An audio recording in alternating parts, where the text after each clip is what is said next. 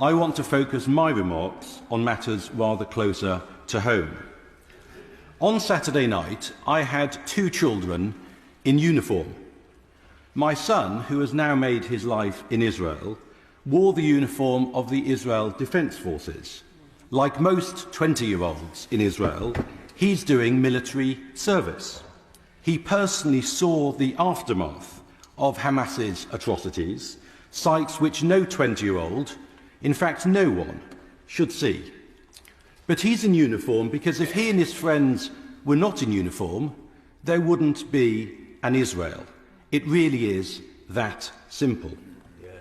My other child in uniform was my daughter. Her uniform was trainers, jeans, and a necklace with a Magen David, a Star of David, around her neck. That's her customary Saturday night uniform, in common with many teenage girls in North London as they come into town on the tube to enjoy this great city's nightlife.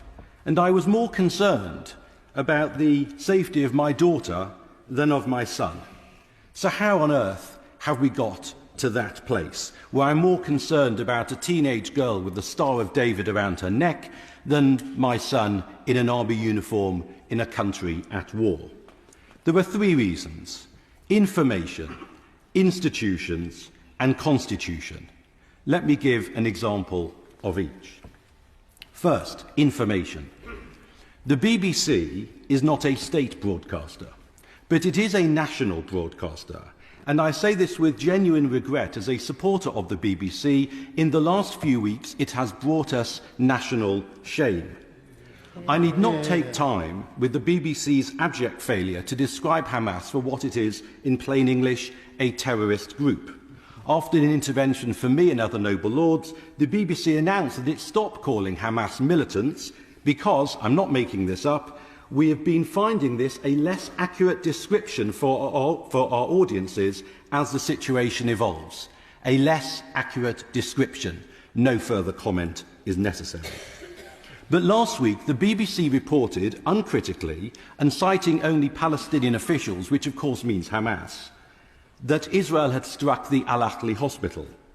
Now, that has now been corroborated by investigations around the world. What the Israelis said at the time has been corroborated, that it was an Islamic Jihad rocket that hit the hospital. But that defamatory report is still on the BBC website. Now, we're used to some people in our community, such as Mr. Corbyn, parroting Hamas propaganda. But to have the BBC do it, when it wouldn't have done so with propaganda from ISIS or Al-Qaeda, led to real consequences, not just the cancellation of a summit in Amman, but in this city too. Jewish schools closed, kosher restaurants smashed up, heightened security at every synagogue, and my daughter wondering whether it was safe to go on the tube. Others repeated that propaganda, including, I'm afraid, a noble friend of mine, who tweeted not just that the Israelis had hit the hospital, but they had targeted it. She used that word twice. I called that out as a modern blood libel, and I'm delighted to see that the Most Reverend Primate, the Archbishop of Canterbury, used the same language recently as well. But the damage was done. Other terrorist groups will have seen and taken note. So we should remember the old injunction: careless talk costs lives. Second, institutions. The Jewish community has learned over the past few weeks who our many friends are, but we've also seen who they are not. And let me just give one short example. Our universities. University Jewish societies no longer publicise where they are meeting. The address is handed out samizdat fashion shortly before the meeting. This isn't some underground group in Soviet Russia. It is a Jewish society in this country in 2023. Our universities have become centres of binary thinking, where you are either an oppressor or an oppressed. And it would seem in the case of Israel, oppressors include murdered babies and kidnapped grandmothers, although sometimes Hamas preferred to kidnap the babies and murder their grandmothers. Students and their professors will write long and apparently scholarly articles explaining how words are violence and silence is violence, but now offer no words, and only silence in the face of not just violence, but a pogrom. So if when we face terrorism, careless talk costs lives, silence in the face of terrorism costs even more. Third, our constitution. I do not mean the royal and political elements of our constitution, the moral lead shown by His Majesty the King in response to what went on, and his granting the Chief Rabbi a private audience has resonated across the entire Jewish community. So also has the principled stance taken by the Prime Minister and also the Leader of the Opposition and other political leaders as well. This is not a party political issue.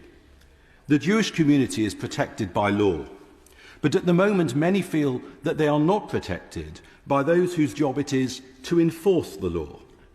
The shout from the river to the sea, Palestine will be free, is not a nursery rhyme.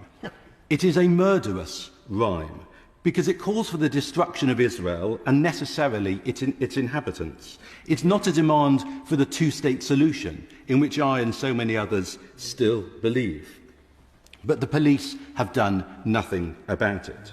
They didn't intervene even when members of Hizb ut-Tahrir, a group which is illegal in many other Western countries, but for some reasons is still legal here, chanted for jihad.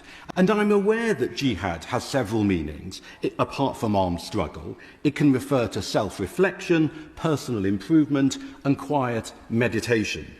But when it's chanted on the streets of London with a banner referring to Muslim armies liberating Palestine, and when their website refers to, quotes, heroic feats carried out by the heroic Mujahideen in the blessed land Palestine, I simply do not understand how the Metropolitan Police concluded that that cry for jihad was not supporting or glorifying Hamas, which is a criminal offence.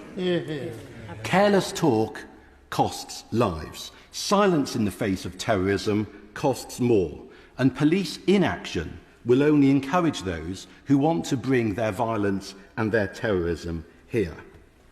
We need to change, to call out terrorism for what it is, to speak out against terrorists and their apologists here, to act firmly to keep people, everyone, safe. The safety of my son in his army uniform is ultimately a matter for the government of Israel. But the safety of my daughter on the tube in London is a matter for our government and for this Parliament. My Lords, may I conclude with this. The Noble and Right Reverend Lord Harris of Pentragarth quoted Jeremiah 31:15 in his speech. The prophet there sees the matriarch Rachel in her resting place at Ramah, so close to Bethlehem, weeping as the people of Israel are led past her as captives into exile. She's weeping and she refuses to be comforted. And as the noble Lord said, that verse is repeated in the New Testament in Matthew chapter 2, verse 18. There is a Jewish tradition. We do not end a biblical reading on a note of despondency. So let me conclude by reciting the immediately following two verses in Jeremiah, as we all pray for the safe return of all the hostages. Thus saith the Lord, refrain thy voice from weeping, and thine eyes from tears. For thy work shall be rewarded, saith the Lord, and they shall come back from the land of the enemy. For there is hope in thine end, saith the Lord. V'shavu vanim ligvulam. Thy children shall return to their own borders. Amen.